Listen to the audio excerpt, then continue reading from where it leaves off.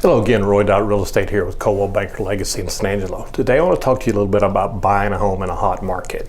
Our San Angelo market is really pretty active right now. We're down to about 1.7 months of inventory last month, and it's just been getting lower and lower. So when you get into that kind of a market, and usually 3 months of inventory is kind of the point that they say gets to be a true seller's market.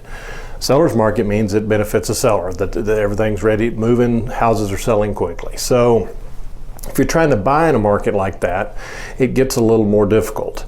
So here's some things you can do ahead of time to be ready, and then the things you'll need to do, once you find the home you're ready to make an offer on, how you can be more proactive so they give you an advantage when you're ready to make that offer on that house and get it bought. So first thing is, you always want a pre-approval at least before you really go seriously looking at homes. It's okay to look a little bit without that pre-approval, but you don't want to really be looking for homes without that pre-approval. But in a hot market, it's even a little more important, and it's more important probably to go ahead and work through more of the process, get the lender all the documentation they need to give you to be prepared for the full approval, at least on your part, so that there's not some hang up that you run into down the road that makes a problem in the future, something you can fix now. And even if it means you have to wait a few months before you're ready to get everything done and make your offer, but at least you know about it in advance instead of at the last minute. The second thing you want to do is have your money ready. So you're going to have earnest money and option money, and so you need to have those on hand in your bank account where you can write a check on them today before you really get serious looking. And earnest money, or option money first, gets smaller, and that's the first thing. You deliver that to the seller once you have a contract, and you have 3 days to do that. So the option money, typically we look at about a 1% of the value of the house. So if it's a $100,000 house, that's $100. Some people won't go up to higher amounts with larger houses. If you're doing a $300,000 house, they still try to do $100 in option money. But again, in that active seller's market, you want to make your offer stand out above the other. So I strongly suggest going to that 1%. So if it's a $300,000 house, that's $300 for your option money. The same thing is true with the earnest money, but the earnest money gets to be closer. I'm sorry, I said 1%. It's actually 1/10% for option money. Earnest money is actually 1%. So that $300,000 house, you're probably going to have about $3,000 in earnest money. So have those things ready in the bank so you're ready to go. So, and as we're going through the process, I'm sending you houses to look at. You're on the website, whatever, looking at the different houses that are coming on the market. I can have some automated searches set up for you. When you see a house that you're interested in, let me know, and let's go look at it. Because again, that active market, there's houses that are under contract in less than 2 or 3 days in a lot of cases. So be ready when you get notification that, hey, there's a new house on the market, or the price dropped that got one into your price range that wasn't previously in your price range, that you're ready to go. You're ready to go look at it. And then the next part of that is when you look at it, you need to make a decision fairly quickly.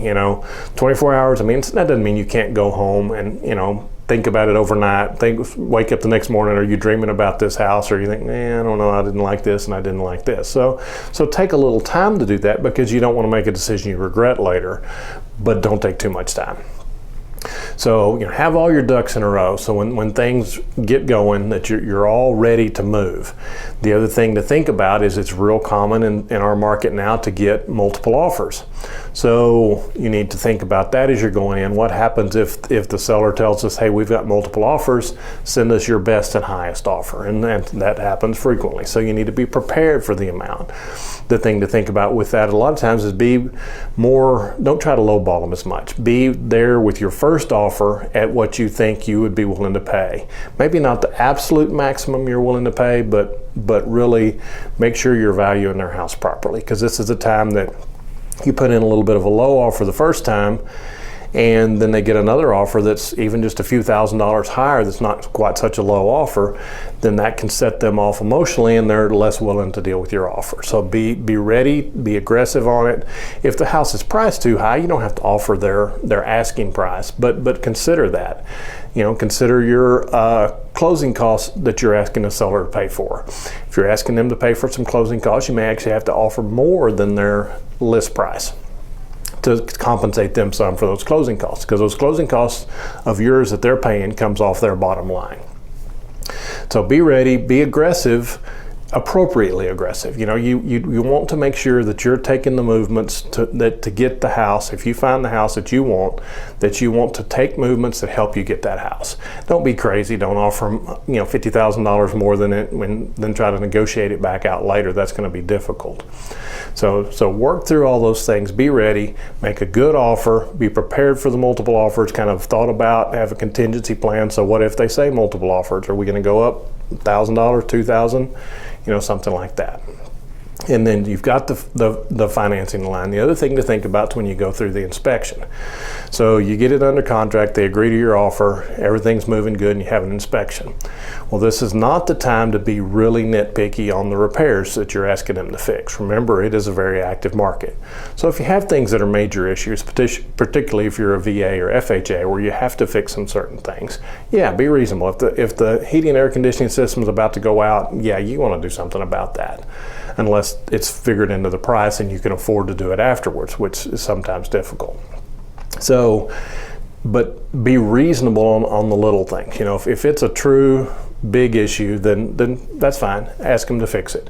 But if the minor issues, kind of back off and say, no, we'll fix those. We'll take care of those down the road. So just a few tidbits about what to think of in a very active and hot market like we have right now, and how to give yourself an advantage in the negotiations, because you might be competing against other offers coming in from other people, and you want to put yours in the best light. And these are kind of some of the things you can do to help with that process. So if you have any questions, give me a call. Roy.RealEstate, 325-268-0775. Thank you.